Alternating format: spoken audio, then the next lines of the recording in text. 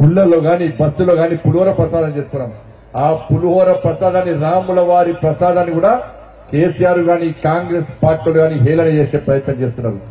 మన అక్షింతల రాముల వారి అక్షింతల కార్యక్రమాన్ని కూడా ఇలా కాంగ్రెస్ వాళ్ళు బీఆర్ఎస్ వాళ్ళు రాముణ్ణి హేళన చేస్తున్నారు. రాముల వారి అక్షింతలను హేళన చేస్తున్న విషయాన్ని ఒక్కసారి గుర్తుంచుకొని నేను అడుగుతున్నా కాంగ్రెస్ పార్టీలను, ఎస్ మేము పక్కా బరాబర్ రామ మందిరం నిర్మించినాం, అక్కడ రామ మందిరమే ఉండాలని చెప్పి మేమంటున్నాం. మీకు అక్కడనే రామ మందిరం ఉండాలని చెప్పి చెప్పే దమ్ము మీకుందా? రామ మందిరాన్ని కాపాడుతామని చెప్పి మీకు గ్యారెంటీ ఇచ్చే దమ్ము మీకుండా కాంగ్రెస్ పార్టీలు చెప్పాలి. అరే ప్రాణ ప్రతిష్ట కార్యక్రమం కాంగ్రెస్ వింత పోలేదన్నా, బీఆర్ఎస్ వింత పోలేదన్నా.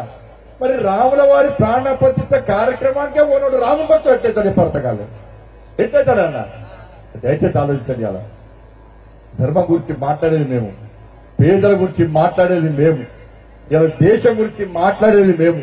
కాబట్టి ఏ ఆపద వచ్చినా ఏ కష్టం వచ్చినా మీకోసం కొట్లాడిన వ్యక్తి నేను మీకోసం కొట్లాడితే నా మీద అధ్యక్షుడిగా ఉన్నప్పుడు 109 కేసులు నా మీద ఉన్నాయన్న.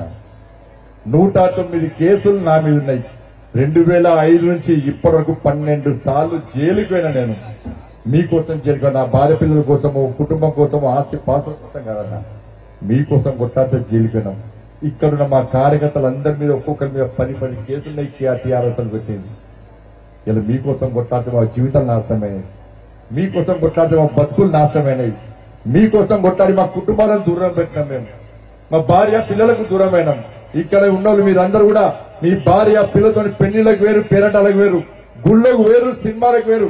మేము ఎవ్వరం కూడా ఇలా 5 సంవత్సరాలే మేము పెళ్లిలకు ఓడు పని చేసినాం, ఫంక్షన్లకు ఓడు పని చేసినాం, ఇలా ఓటర్లకు ఓడు పని చేసినాం. మా కుటుంబాలను ఒప్పించి దూరమైనాం. మీకోసం కొట్లాడినాం. పేదల రాజ్యం రావాలి, పేదల బతుకులు బాగుండాలని చెప్పి మేము కొట్లాడినాం. మేము కొట్లాడితే మీరు వాళ్లకు ఓటేస్తే రేపు మా భార్య పిల్లలు అడుగుతున్నారని వాళ్ళ మీరు పేదల కోసం కొట్లాడుతుంది, మాకు దూరం అవుతుంది, మీ జీవితాలను నాశనం చేసుకుంటుంది. కానీ ఆ పేదలు పోయి కాంగ్రెస్ పార్టీకి ఓటేసారు. ఎందుకు పేదల కోసం కొట్లాడాలని చెప్పి మా భార్య పిల్లలు ప్రశ్నిస్తే ఏం సమాధానం చెప్పాలో ఒక్కసారి హుజరాబాద్ నియోజకవర్గ ప్రజలు ఆలోచించాలి. ఇప్పుడు దయచేసి ఆలోచించండి. రాబోయే రోజుల్లో కాంగ్రెస్ పార్టీ 6 గ్యారెంటీలు అమలు చేసే ప్రసక్తి లేదు.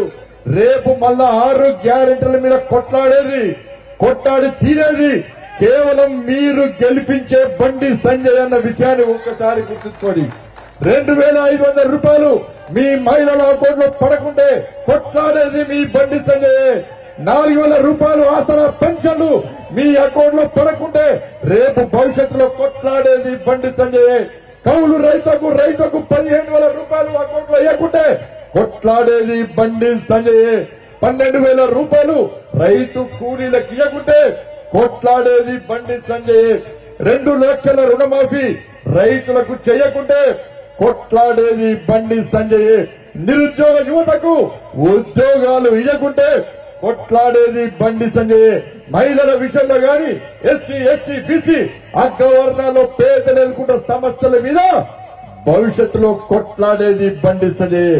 నా బండి సంజయ్ గెలవకుంటే కాంగ్రెస్ ఆగడాలకు కాంగ్రెస్ ఇచ్చిన 6 గ్యారెంటీలు అమలు చేయకుంటే ప్రశ్నించే వ్యక్తి, పోరాటం చేసే వ్యక్తి ఉండడన్న విషయాన్ని ఒక్కసారి గుర్తుంచుకోండి. నేను మంత్రి పదవి కోసమో దేనికోసమో ఆశిస్తలేను. రేపు మీరు గెలిపించిన ఎంపీ ఈ గల్లీలో గాని ఢిల్లీలో గాని కాంగ్రెస్ పార్టీ మీకు ఇచ్చిన హామీలు నెరవేర్చకుంటే ప్రశ్నించే వ్యక్తిగా మీ ప్రతినిధిగా నన్ను గెలిపించండి. ప్రశ్నించే గొంతును అనదొక్కే ప్రయత్నం కాంగ్రెస్ పార్టీ బీఆర్ఎస్ పార్టీలు చేస్తున్నాయి. 3 అభ్యర్థులను బేరీజు వేసుకోండి. దేశ ప్రధాని ఎవరిగా ఉన్నో ఆలోచించుకోండి. నరేంద్ర మోడీ గారు దేశ ప్రధానిగా ఉన్నా లేకుంటే ఇంకో వ్యక్తి దేశ ప్రధానిగా ఉన్నా ఒక్కసారి ఆలోచించండి. 3 అభ్యర్థులు మీ ముందుకు వస్తున్నాం. 3ని బేరీజు వేసుకోండి. మీకు ఆపద వస్తే, మీకు కష్టం వస్తే ఈ తెలంగాణ రాష్ట్రంలో గాని కరీంనగర్ పార్లమెంట్ లో గాని మీ మనిషిగా నేను మీ ముందుకు వస్తున్నా. మీరు తయారు చేసిన కార్యకర్తగా మీ ముందుకు వస్తుండు బండి సంజయ్. మీరు ప్రోత్సహించిన కార్యకర్తగా మీ ముందుకు వస్తున్న బండి సంజయ్. కాబట్టి బండి సంజయ్ గా ఉన్నా వాళ్ళ ఇద్దరు ఇప్పుడు కనబడని 2 అభ్యర్థులుగా ఉన్నా దయచేసి కాంగ్రెస్ పార్టీ జిందాబాద్ అన్నాడా, ఇందిరాగాంధీ జిందాబాద్ అన్నాడా, ఏమన్నాడే? ఏమన్నా పొట్టుబొట్టు పైసలు సంపాదించారు, ఫోన్ ట్యాపింగ్ పైసలు తీసుకొచ్చి